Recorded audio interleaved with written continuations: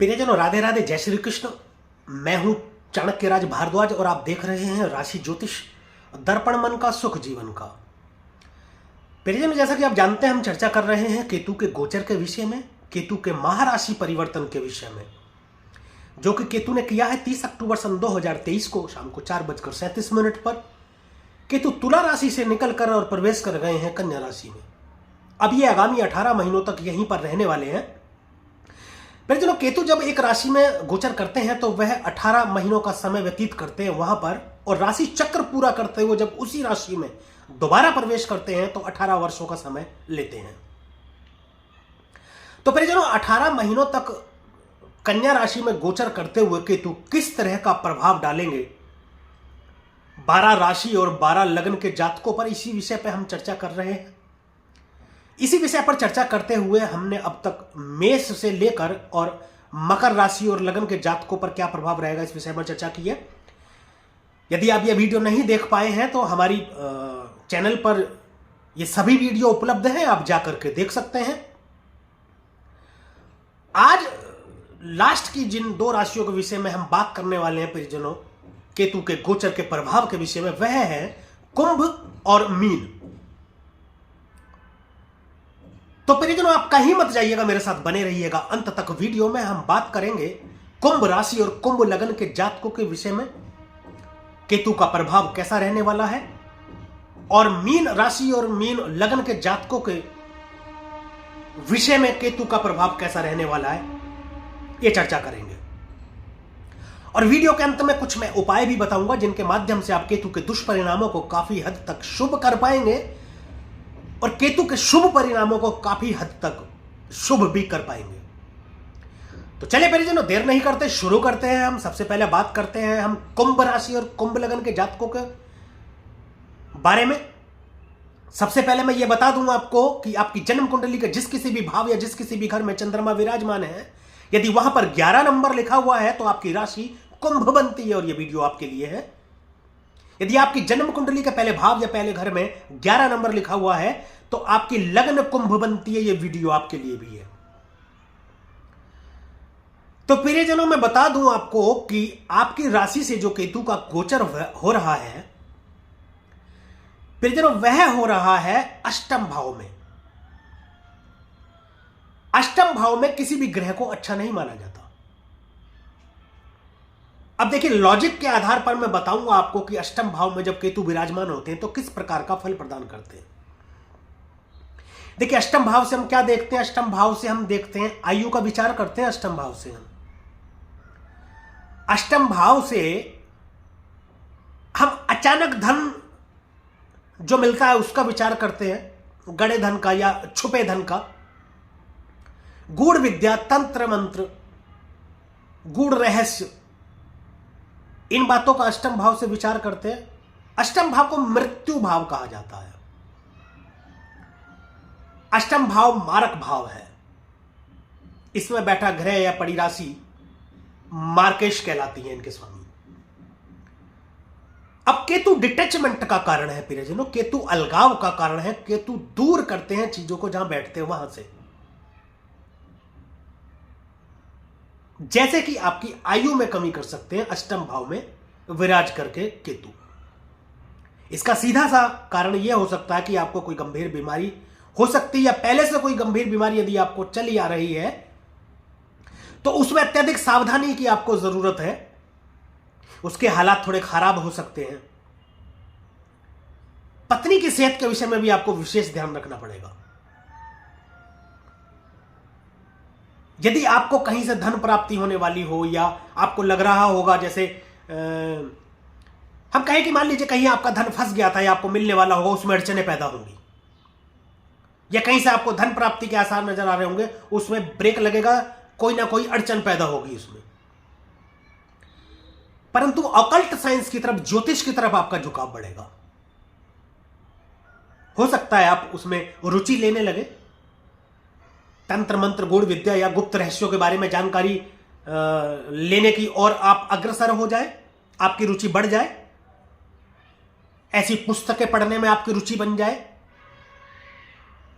ऐसा यहां बैठ करके केतु करते हैं। एक चीज और, कहीं मान लीजिए यदि आप कहीं यात्रा पर जाते हैं या कहीं धार्मिक यात्रा का आप विचार करते हैं या प्लान करते हैं और एन वक्त पर आपको पता चलता है कि किसी वजह से वो यात्रा स्थगित हो गई, उसका एक मेन कारण केतु होते हैं। दुर्घटना में चोट चपेट का कारण केतु बनेंगे अष्टम भाव में बैठ करके। कोई ज्यादा अच्छा फल प्रदान आपको केतु यहां करेंगे नहीं, तो बहुत अत्यधिक सावधानियों की जरूरत है आपको।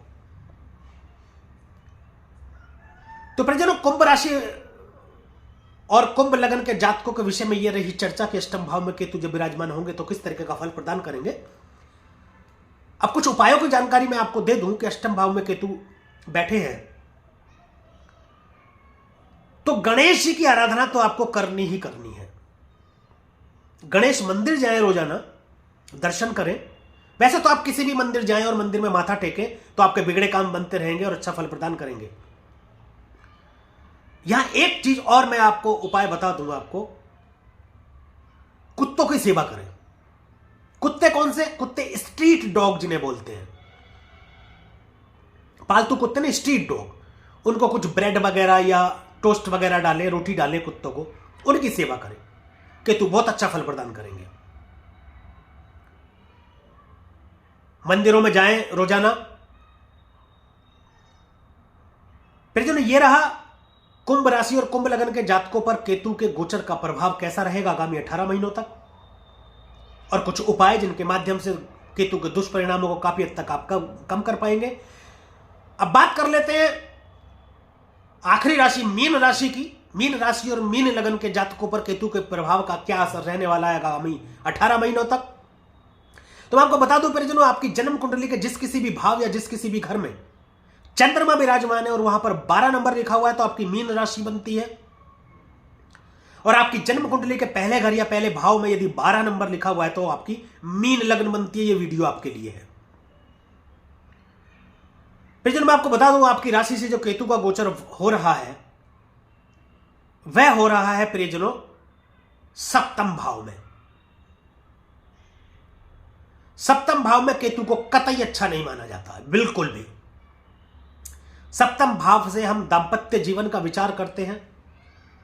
पुरुष है तो पत्नी का विचार करते हैं, स्त्री है तो पति का विचार करते हैं, साझेदारी का विचार करते हैं, व्यापार का विचार करते हैं।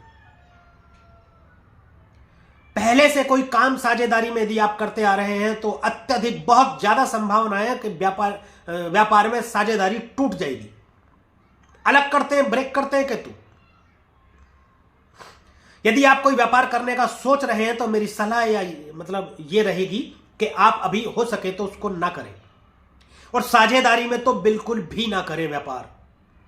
साझेदारी में व्यापार करेंगे तो साझेदार धोखा दे सकता है और कई कारण हो सकते हैं, जैसा पैसा लेकर भाग जाए या पैसा आपने दिया वो डूब जाए। इस तरीके की परेशानी आपके व्यापार में हो सकती है, साझेदारी को लेकर के हो सकती है। दाम्पत्य जीवन में अत्यधिक मतलब कड़वाहट की स्थिति पैदा करते हैं, लगभग अलगाव की स्थिति पैदा कर देंगे, जिसको हम बोलते हैं कि संबंध विच्छेद, तलाक की स्थिति उत्पन्न कर देंगे। शक पैदा करते हैं यहां पर बैठ करके। कई बार अवैध संबंधों के चलते भी दाम्पत्य जीवन में खटास उत्पन्न हो जाती है और अलगाव का कारण बनती है। इस चीज का विशेष आपको ध्यान रखना है। व्यापार से आपको अलग कर सकते हैं, व्यापार में नुकसान आदि आपको हो सकता है। इस चीज का विशेष आपको ध्यान रखना है। इसके लिए एक विशेष उपाय आपको है, कान का छेदन कराकर उसमें सोना पहने। परिजनों, कान में यदि कान बिंदवाकर यदि उसमें आप सोना पहनते हैं तो केतु बहुत अच्छा फल प्रदान करते हैं। कुत्तों की सेवा करें, हो सके तो घर में एक कुत्ता पालें। केतु अच्छा फल प्रदान करेंगे, अत्यधिक अच्छा फल आपको प्रदान करेंगे केतु। और अंत में एक बात और देखिए, आप अपने कर्मों को अच्छा रखें, आचरण जरूर अच्छा रखें। यदि आचरण खराब रखेंगे तो केतु बिल्कुल भी फल अच्छा प्रदान नहीं करेंगे, चाहे कितने भी शुभ होकर के आपकी जन्म कुंडली में बैठे हो। पराई स्त्रियों से आपको दूर रहना है, यह आपकी आर्थिक बर्बादी का कारण बन सकती है, आपके घर को भी बिगाड़ सकती है, या कहें हम कि संबंध विच्छेद आपके परिवार में हो सकता है। तो पराई स्त्रियों से दूर रहे और धर्म की ओर अपना ध्यान रखें। धर्म से विमुख नहीं होना है।